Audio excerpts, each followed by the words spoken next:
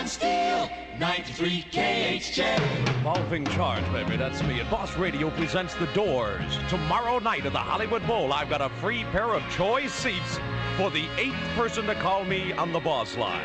Call number 8. Turn around and look at me, baby. This is the real Don Steele. Those are the Vogues 338 and KHJ. And congratulations to Debbie Millington of Woodland Hills. Debbie will be at the bowl tomorrow. Do you remember that? Remember how you felt about that show, playing the bowl?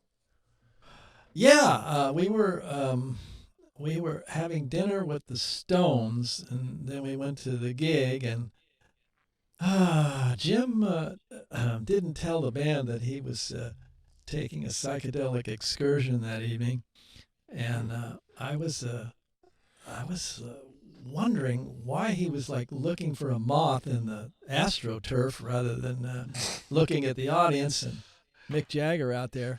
But, then he got going and he unleashed the Lizard King, and it all became a desert scene. They were ready for us in England by 1968. I still think it was an underground level. It was a very big underground level. So it was very well organized, or not organized, but it was large.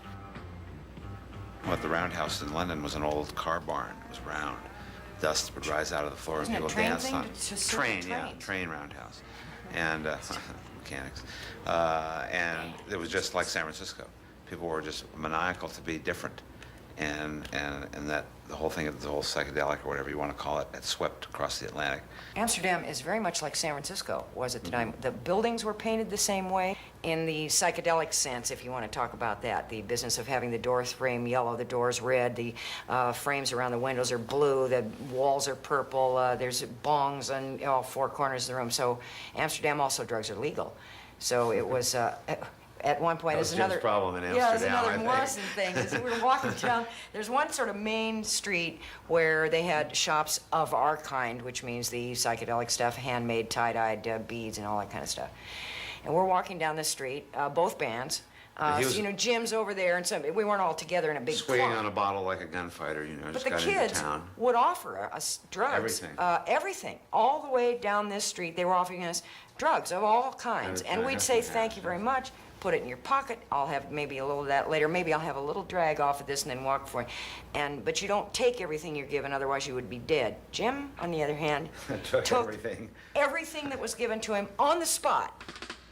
We were playing in Amsterdam, and Jim came out in the middle of our set. Like, we would trade off each night. We would open one night, they would open the next night. In Amsterdam, we were opening, and Jim came out in our set somewhat drug abused and started doing almost like Sufi dancing to Plastic Fantastic Lover, which is a pretty fast song for us, and getting real erratic and wild and having a good time. He looked like a pinwheel. Yeah, he started spinning. Like a pinwheel. And we, in our perverse manner, started playing faster, just because he sort of invaded our turf without asking. I mean, we didn't consult ourselves, it just occurred. And it was amusing, and he went going faster and faster, and went backstage and collapsed, and they didn't do the show. Or he couldn't do the show. And we were sitting back in the dressing room, heard that he was sick or something, and then the doors started. We heard the Doors coming from out on the stage, and yeah, the Doors were playing. Oh, I guess they got together. So we went out to check them out, and we're there's no Morrison out there. And very quietly raised behind the, baby, you can light my fire, doing the act, perhaps. The whole set. The whole set, sounding very much like Jim. The funniest time, we were in Europe and we were touring, and they would go on one night first, and then we would go on the next night first. We traded back and forth like this. And, we were partying, and one time we were in Sweden, and Jim and I were out, and we were pretty wasted. We went back to the hotel, and he said, I'll meet you in the pool, So I went up to the pool, and I see Jim, and hey, and I'm pretty stoned out of my mind, already. And I dive in the low end of the pool, right? 2 feet. So I come up and Jim's going. And I feel blood just streaming on my face, and I go, oh, great, So I go on that night, and we go on first this night. So here I am, all scarred up, and Mr. Beautiful is sitting over there, watching me like, see what I'm going to do. So I go on, and we open with Plastic Fantastic, in fact. And it was just great. I'm right on it. I got the crowd. Everybody's going nuts, you know. And I see Morrison over the corner of my eye, and somebody gives him a big ball of hash, you know. And I see him go. He's eating it down. So I'm singing. I got the crowd going, and suddenly Jim comes dancing out around me. He's dancing around. He's dancing around. So I'm singing to Jim, and he's dancing around with me, and we're wrapping ourselves up in the chord, you know. And then we unwrap just at the end of the song, and the crowd's going crazy, you know. Jim looks at me and goes, "Beat that motherfucker." I falls out right at my feet. I never got up for the show that night. But it was so cool. He looked at me with that look in his face and said, "Beat that motherfucker." When Nico and Jim Morrison met, and she was simply drinking some vodka, he was swallowing handfuls of LSD and sleeping pills and ups and downs, and unbelievable. You never heard the story? This was at the castle in Los Angeles, and I had brought him there to meet her because I thought they would be a cute couple. And they met and they didn't say a word. He stood in one doorway and she stood in another, and they both stared at someplace on the floor for hours. And down, he was pulling her hair, and they were sort of going like this. It was just moonlight. It was sort of a stagey kind of ritualistic fight. She went back in the house and came running into my room and said, "Oh, Danny, he is trying to kill me." And I said, "Oh, would you just go to sleep? You know, he's not going to kill anyone." And he had taken off all his clothes, and he was walking naked along the parapet, balancing himself. And she was standing down. So that was how they met. That was their first day of romance. Is this the end? My only friend, the end. No safety, no surprise, the end.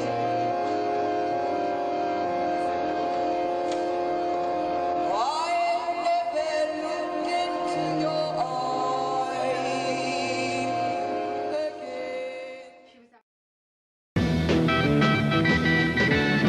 Ron Kovic told me he's the subject of Born on the 4th of July. He told me to expect a impressionistic painting as opposed to detailed reality, and then I won't go crazy, and he was right.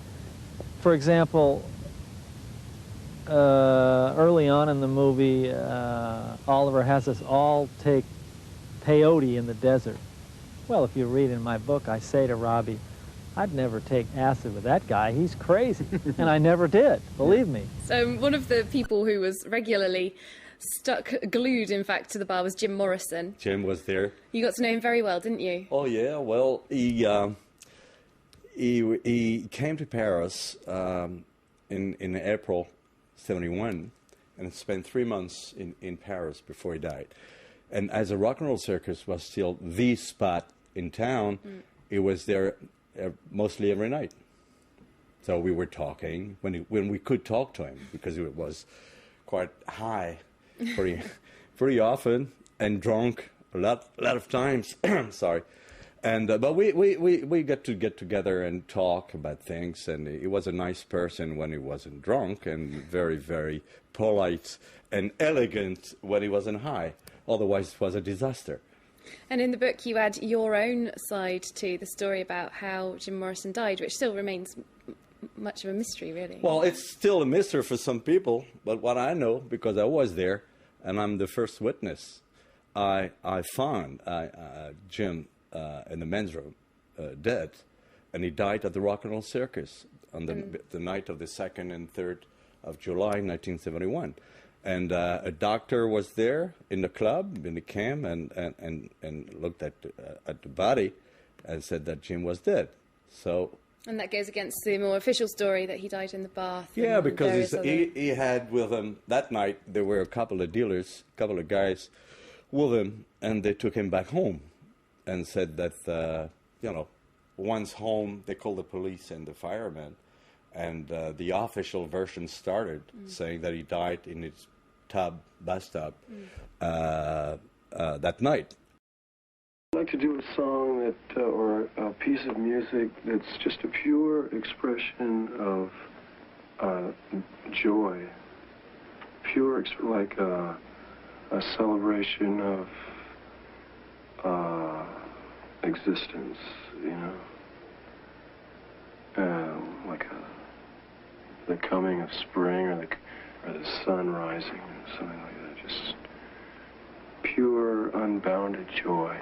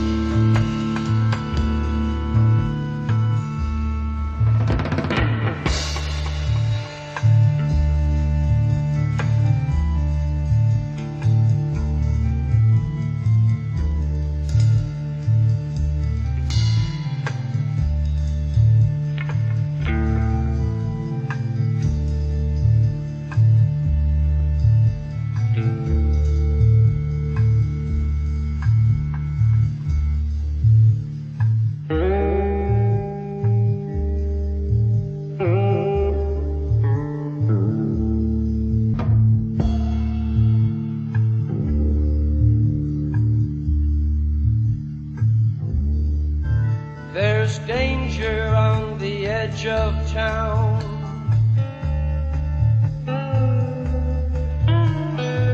ride the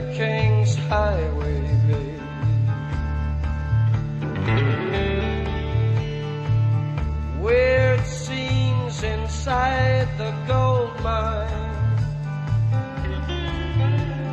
Ride the highway west, baby. Ride the snake.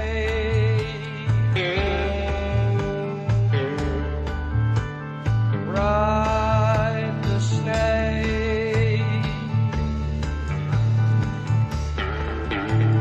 to the lake.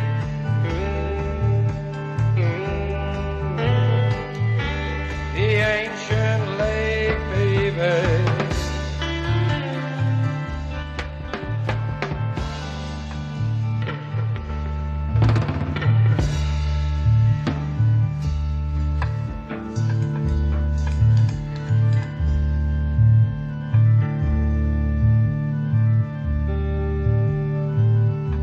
Snakey's long, 7 miles.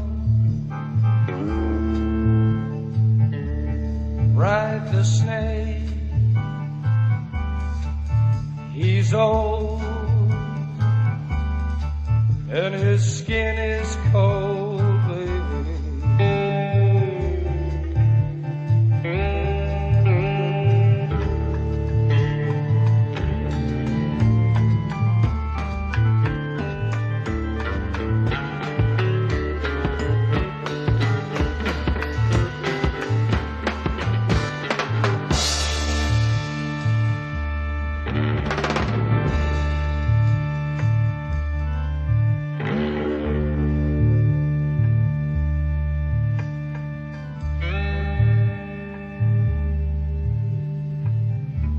The killer awoke before dawn. He put his boots on. He took a face from the ancient gallery and he walked on down the hallway.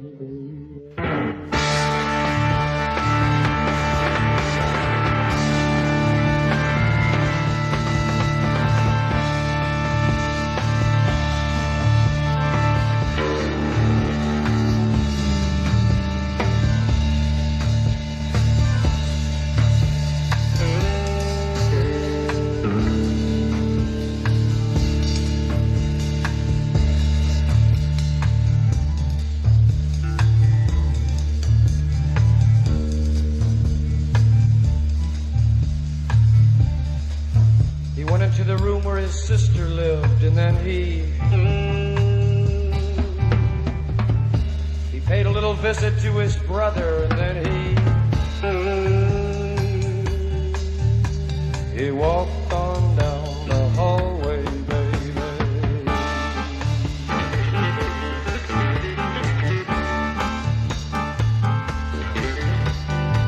And he came to a door.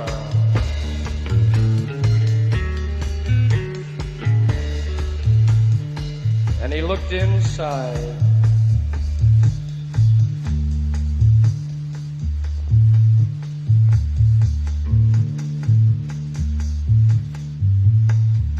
Father, yes, son, I want to kill you.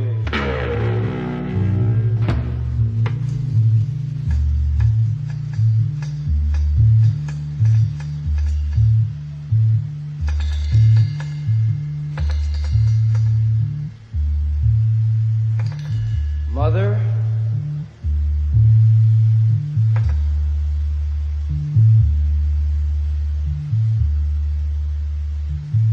I want to.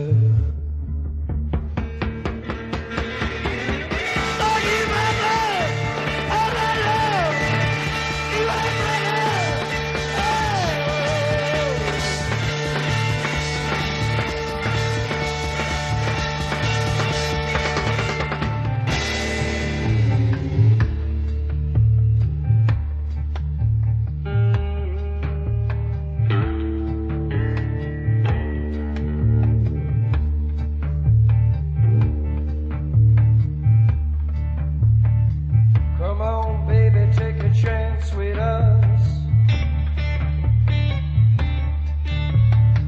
Come on, baby, take a chance with us.